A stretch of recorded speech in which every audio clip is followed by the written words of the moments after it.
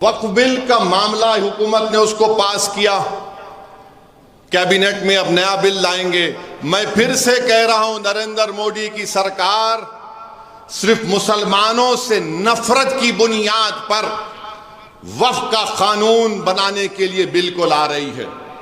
मुसलमानों की मस्जिदों को छीनने के लिए, दरगाहों को छीनने के लिए, खानखाहों को छीनने के लिए, कब्रस्तानों को छीनने के लिए, इवैक्यू प्रॉपर्टी जो वक्फ है उसको छीनने के लिए, और जो लोग वक्फ की जायदाद पर कब्जा करके बैठे हैं उनको इनाम देने के लिए यह कानून बना रही है।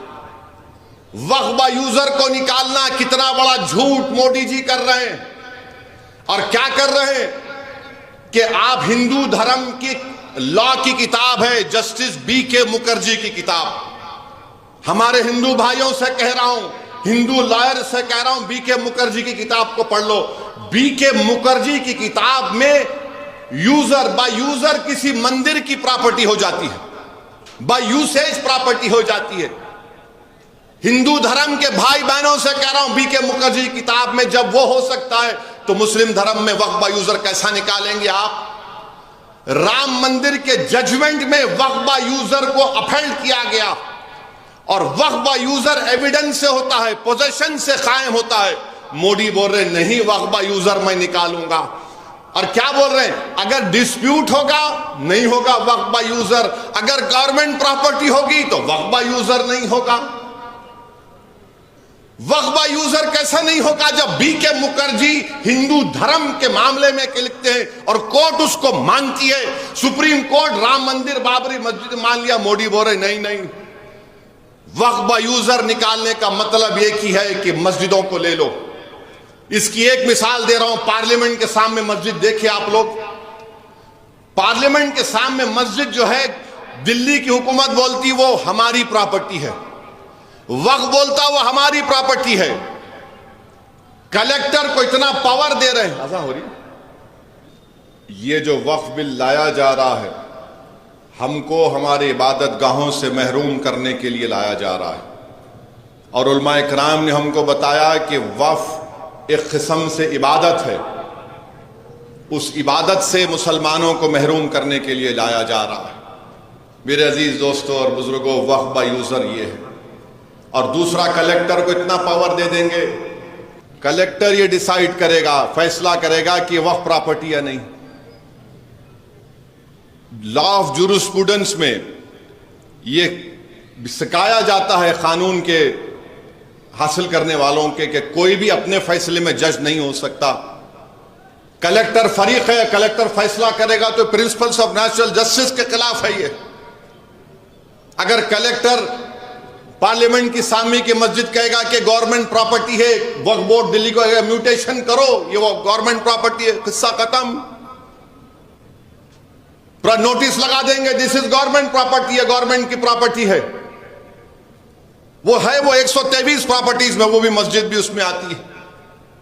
फिर उसमें आप तीसरी चीज कर रहे हैं, लिमिटेशन का कानून ना हिंदू धर्म की एंडोमेंट मंदिरों पर लगता है, ना सिखों के, ना ईसाइयों पर, ना मौजूदा मुसलमानों के वक्फ पर। जब उन पर लिमिटेशन एक्ट नहीं लग सकता तो मुसलमानों के वक्फ बोर्ड पर मोदी क्यों लगा रहे हैं? इसलिए लगा रहे हैं क्योंकि दिल्ली में ऐसी कई जायदादें हैं, हरियाणा पंजाब में इवैक्यू प्रॉपर्टीज जो वक्फ की प्रॉपर्टीज है उसको हासिल करने के लिए, उन तमाम जायदादों को छीनने के लिए लिमिटेशन एक्ट अप्लाई करेंगे। जो काबिज है वो मालिक बन जाएगा। और इसका सबसे बड़ा फायदा वो बंबई का वो जो बड़ी इमारत में बैठा है, जो अपने आलीशान महल को एक खोजा बरादरी के यतीम खाने पे अपना घर बनाया, जिसका केस सुप्रीम कोर्ट में चल रहा है, उनको फायदा पहुंचाने के लिए हुकूमत लिमिटेशन एक्ट को ला रही है। हिंदू धर्म के एंडोमेंट बोर्ड में, सिखों के गुरुद्वारा में, ईसाइयों के मजहबी बोर्ड में कोई भी उनके मजहब का नहीं मानने वाला उस बोर्ड का मेंबर नहीं बन सकता। क्या तेलंगाना के एंडोमेंट बोर्ड में, क्या काशी विश्वनाथ के एंडोमेंट बोर्ड में, क्या ओडिशा के एंडोमेंट बोर्ड में, आंध्रा के एंडोमेंट बोर्ड में, महाराष्ट्र, बिहार, यूपी, बंगाल, कहीं पर भी क्या कोई मुसलमान हिंदू एंडोमेंट बोर्ड का मेंबर बन सकता? नहीं बन सकता। तो फिर मुसलमानों के वक्फ बोर्ड में आप कैसे गैर मुस्लिम को मेंबर बना रहे हैं? सिखों के गुरुद्वारा प्रबंधक कमेटी में कोई गैर सिख मेंबर नहीं बन सकता, मगर मोदी बना रहे हैं। क्यों बना रहे हैं? जायदाद को छीन लो, मस्जिदों को ताला लगा दो,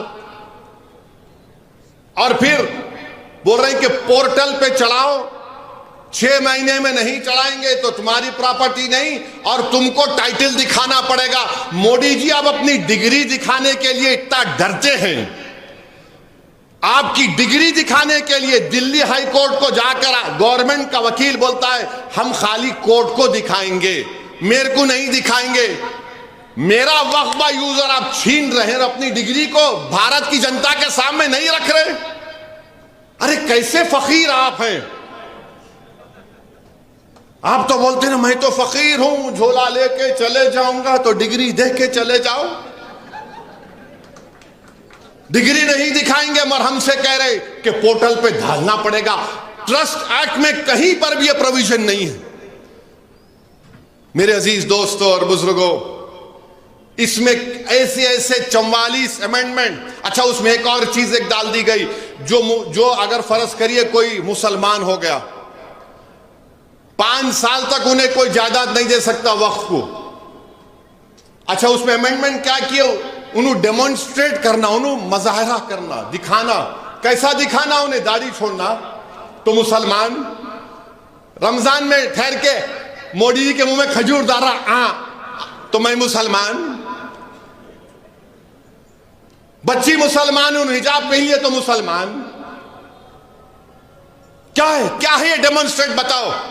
मगर वो 5 साल तक नहीं दे सकता, मगर दूसरे मजहब के को दे सकता है।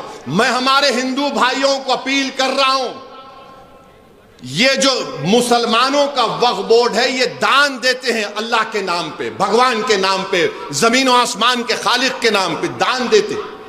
जब दान देते तो मेरी औलाद का हिस्सा नहीं रहता उसमें। अगर मैं बोला कि मेरी पूरी प्रॉपर्टी मैं वक्फ बोर्ड को दे रहा हूं, किस्सा खत्म, एंड, अल्लाह को दे दिया, अल्लाह उसका मालिक, मेरी औलाद का हिस्सा नहीं है। मगर मोदी जी क्या बोल रहे? हिंदू धर्म में, सिख धर्म में दान हो दे सकते हैं, मगर मुस्लिम धर्म में दान दे रहे तो बच्ची का हिस्सा नहीं जाएगा। आप कौन होते भाई? मैं मालिक हूं, मैं मालिक हूं अपनी प्रॉपर्टी का। और इस्लाम में हम हिबा कर सकते। हिबा माने oral gift. Transfer of property act शायद सेक्शन 1920 में है, वो एक्ट में रहेगा। मगर मैं जबानी अगर बोल दिया कि ये प्रॉपर्टी मैं पूरा वक्फ को दे रहा हूं, मोदी जी बोल रहे नहीं, मैं फजीलतुल शेख हूं, मैं अल्लामा हूं, मेरे को इल्म आता है इस्लाम का। कैसे आता है? क्योंकि मैं एयरपोर्ट को भाग के जाके खतर के तमीमी को लपटा, या हबीबी, या हबीबी। मोदी जी, आपको या हबीबी से मोहब्बत है, मियां भाई से क्यों नहीं है बताओ? मोदी जी, हमारे पास भी बहुत कुछ गुर है। खतर के अमीर आए, एयरपोर्ट चले गए, आप मिले, मगर हमारे से मोहब्बत नहीं है मियां भाइयों से। आपको क्यों छीनना चाह रहे वक्त प्रॉपर्टी? आप ट्रांसफर ऑफ प्रॉपर्टी एक्ट में हिबा हो सकता, मगर जबानी तोहफा मैं दे रहा हूं अल्लाह के नाम पे नहीं हो सकता। ये क्या बकवास है, बेवकूफी है, नफरत है, ये नफरत है ये। और ये बार बार आरएसएस के लोग बोलते अच्छा हो रहा। अच्छा, वक्फ बोर्ड में इलेक्शन होता, बार काउंसिल का, एमएलएस का, एमपीस का, कोई इलेक्शन नहीं। जमहूरियत से क्यों नफरत है आपको मोदी? नहीं, नॉमिनेशन करेंगे, किसको नॉमिनेट करेंगे? बकवास किस्म के लोगों को। और वक्फ बोर्ड में और सेंट्रल वक्फ काउंसिल में हुकूमत अगर चाहेगी तो सबसे ज्यादा गैर मुस्लिम को मेंबर बनाएगी। क्यों बनाएगी? क्योंकि वक्फ एक्ट में प्रोविजन है 5 साल के लिए डायरेक्ट मैनेजमेंट में लेना। कोई जायदाद को हुकूमत बोलेगी अपने लोगों से 5 साल के लिए डायरेक्ट मैनेजमेंट खत्म, जो चाहे कर लो। पहले वक्फ बोर्ड में बहुत कमजोरियां हैं। काबिज है।